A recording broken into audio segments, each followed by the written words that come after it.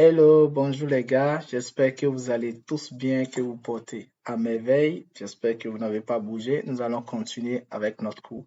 Donc, le cours passé, on a vu c'est quoi une planification de projet, c'est quoi une tâche. On a donné des points essentiels sur l'ordonnancement de tâches. Nous avons donné aussi les questions qu'il faut se poser pour pouvoir faire une bonne planification. Et enfin, nous avons terminé par les différentes étapes à suivre pour pouvoir faire une très bonne planification. Donc maintenant, nous allons poursuivre avec les 4 pièges à éviter en planification de projet. C'est vrai qu'il y a certains éléments que je vais citer dedans dans lesquels vous allez forcément vous trouver, ou bien dans les points où vous ne vous trouvez pas. Ce qui est sûr, ces 4 points, il y en a plusieurs. Et ce n'est que ces 4-là que je juge vraiment utiles de par mes expériences. C'est ces 4 points-là que je juge vraiment utiles et je voudrais attirer votre attention par rapport à ça pour que vous puissiez vous améliorer ou bien pour que vous puissiez aussi apprendre des erreurs des autres. Alors, la première des choses qu'il faut éviter dans la planification de projet, c'est que n'ayez pas les yeux plus gros que le ventre. N'ayez pas les yeux plus gros que le ventre. Ça veut dire quoi? La planification de projet n'a pas besoin d'être faite dans les moindres détails avant de passer à l'action. Donc, dans la réalité, le planning de projet est un document vivant qui sera ajusté en fonction des hauts et des bas du projet qu'il sert. Donc, utilisez la règle de Pareto, c'est-à-dire la règle de 80/20 pour lancer le processus et laisser votre équipe projet et vos parties prenantes guider le document en fonction des besoins. Donc, vous n'êtes pas obligé de pouvoir peaufiner le truc juste. Non, non, non, non. C'est-à-dire, les éléments sur lesquels vous devez jouer, c'est de monnayer les activités pour qu'elles ne soient pas d'une très longue durée. Au fait, c'est ce que je veux dire. C'est vrai que je l'ai donné comme conseil, mais n'exagérez pas. C'est-à-dire qu'une activité que peut-être vous trouvez, ou bien peut-être que vous avez planifié sur 15 jours. Et grâce à ce cours, vous avez remarqué que 15 jours, c'est exagéré, ce n'est pas conseillé. Donc, je ne dis pas de monnaie cette activité-là en sous-activité de telle sorte que vous fassiez une journée sur quelque chose. Non. Sur une activité de 15 jours, si vous voulez monnayer ça, par exemple, vous pouvez monnayer ça sur 3 sous-activités maximum. Donc, pour dire que peut-être vous allez faire une sous-activité 5 jours, une sous-activité 5 jours et l'autre sous-activité 5 jours, ça fait les 15 jours et qui contribueront à vraiment atteindre l'activité principale. Donc, c'est un peu ça. Donc, même quand je parle d'activité principale et de sous-activité, je vais vous montrer comment ça se passe au niveau de la planification, au niveau des grands projets, pour que vous puissiez voir comment prendre en compte ces éléments pour vraiment éviter cette erreur-là. Donc, c'est vrai que j'ai donné un conseil, mais je voudrais attirer votre attention sur ça pour que vous n'exagérez pas. Sinon, ça va étouffer les choses. Donc, la deuxième chose à éviter, pas besoin de commencer de zéro. Oui. Plusieurs personnes pensent que pour pouvoir faire une bonne planification, que ce soit sur Gantt Project, MS-DOS, MS Project ou bien sur d'autres outils de planification, on en a plusieurs qu'il faut forcément commencer de zéro. Non. Vous pouvez commencer par une planification existante ou bien vous pouvez commencer par une planification que vous passée. Voilà. Ou bien une planification que quelqu'un d'autre a déjà fait qui n'a rien à voir avec votre projet. Donc, pour essayer de s'inspirer de là. Donc, c'est très important. Donc, réinventer la roue ne vous aidera pas forcément à élaborer un meilleur plan. Donc, nous gaspillons d'ailleurs souvent trop de temps à élaborer un plan qui sera ensuite considéré modifié pendant le processus. Donc, utiliser des modèles de projets existants et de bonnes pratiques est un excellent moyen de limiter l'effort de départ en planification de projet. Ça, c'est ce que moi je fais. Le plus gros effort, c'est vrai que le plus gros effort, je suis parti de quelque part, mais maintenant, quand je veux faire la planification, je pars toujours d'un ancien projet que j'ai déjà exécuté ou bien d'une ancienne planification de projet que j'ai déjà eu à faire. Donc, c'est de là que je pars pour pouvoir faire ma nouvelle planification. Donc, au fait, ça te permet d'aller vite. C'est comme une maquette que tu as faite et quand tu viens, c'est juste pour changer les données. Hein? C'est toujours ça. Donc, tu viens, les activités ont changé de nom, tu changes juste les activités, les durées ont changé, tu changes de durée. Peut-être Au niveau des ressources humaines, ça a changé. Tu changes les ressources, les idées ont peut-être changé, ou bien il y a d'autres choses qui ont changé dans la nouvelle exécution du projet. Donc, c'est des choses à prendre en compte et vous modifiez. Ça fait tic-tac, tic-tac, tic-tac. Et ça vous permet vraiment de gagner du temps et d'aller vite. Donc, pas besoin de commencer de zéro. La troisième chose qu'il faut éviter, c'est d'éviter la paralysie de l'analyse. C'est très important. Donc, une planification des activités trop détaillée débouche très souvent sur une exécution inefficace d'activités granulaires et peut poser des problèmes lorsqu'il s'agit de suivre les progrès. Donc, la planification, c'est bon. Hein. Si vous faites une planification, vous détaillez bien les activités, c'est bon. Mais quand les activités aussi sont trop, le suivi est aussi difficile. Nous allons voir comment faire le suivi au niveau de la planification que nous avons exécutée, comment faire le suivi. C'est que s'il y a tellement d'activités détaillées, le suivi est encore plus complexe, le suivi est encore plus compliqué. Donc, il va falloir travailler de telle sorte que les activités ne soient pas vraiment trop détaillées. Ça ne servirait à rien, ça ne servira vraiment à rien. Donc, il s'agit de trouver un juste équilibre au niveau des détails du planning projet pour permettre aux membres de l'équipe d'acquérir une meilleure compréhension dans leur exécution tout en livrant les données nécessaires du projet et permettant aux parties prenantes de prendre des décisions. Parce que la planification aussi, c'est un outil de prise de décision. C'est ça qu'il faut aussi comprendre. Donc, ça veut dire quoi? Si c'est un outil aussi de prise de décision qui contribue à la prise de décision, c'est que cet outil doit être vraiment détaillé et compris non seulement par ceux qui exécutent le projet, par le planificateur et aussi ceux-là qui vont prendre les décisions par rapport en utilisant cette planification. Donc, vous devez prendre en compte ces parties prenantes-là. Si vous ne les prenez pas en compte, vous vous limitez, vous, en tant que planificateur, vous allez voir que dans le suivi, vous aurez soit des problèmes ou bien les ressources utilisées ont des problèmes parce que les ressources n'ont pas compris ce que vous voulez à travers l'activité ou bien n'ont pas compris ce qu'ils ont à faire et par conséquent, l'activité sera mal exécutée et les résultats ne seront pas atteints. Donc, évitez la paralysie de l'analyse. Ça veut dire que si des ressources analysent mal l'activité ou bien comprennent mal l'activité, ça veut dire quoi? Ça veut dire que l'activité sera très mal exécutée. Donc, c'est pour cela, dans la planification, il faut vraiment l'éviter. Il faut que la planification soit bien détaillée, mais pas trop détaillée, et que ça soit comprise par toutes les parties prenantes. Et que ce n'est qu'à ce moment qu'on peut commencer maintenant l'exécution de notre projet en se basant sur notre planification.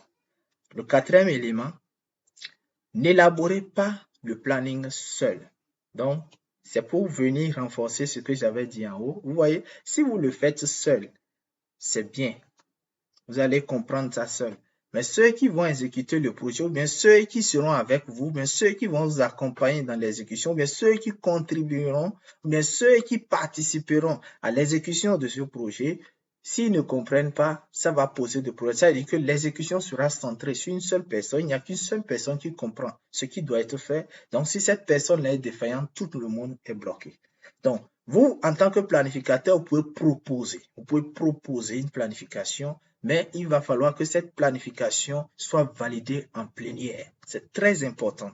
Si vous faites une planification seul en tant que planificateur, bien chargé de programme, chargé de projet, chargé de suivi évaluation, ou bien quel que soit votre titre, et que cette planification n'est pas validée ou bien il n'y a pas un cadrage autour de cette planification et on s'en va directement à l'exécution, soyez sûr que ce projet aura des difficultés parce qu'il y aura des ressources qui seront utilisées et qui ne seront vraiment pas efficaces. Donc, une des étapes les plus critiques dans la planification des projets consiste à assurer l'adhésion et l'engagement des parties prenantes. Donc, c'est très important. Donc, le plan doit être la feuille de route, c'est-à-dire votre planification doit être la feuille de route de l'ensemble du projet et toutes les parties prenantes sont responsables de son succès.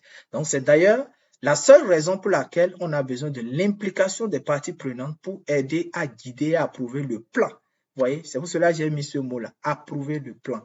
On approuve le plan en plénière. il faut un cadrage où le planificateur va vendre les idées, où le planificateur va se justifier, va s'expliquer sur le positionnement des activités. Parce qu'en réalité, quand les décideurs ou bien quand on se retrouve entre cadres pour pouvoir faire l'identification de projets, pour pouvoir parler d'un certain nombre de choses, aller jusqu'au cadre logique, jusqu'au PTAB, on ne tient pas compte en réalité de quelle activité vient après quelle activité ou bien avant quelle activité et quelle activité se chevauchent. Les gens ne se préoccupent pas de ça.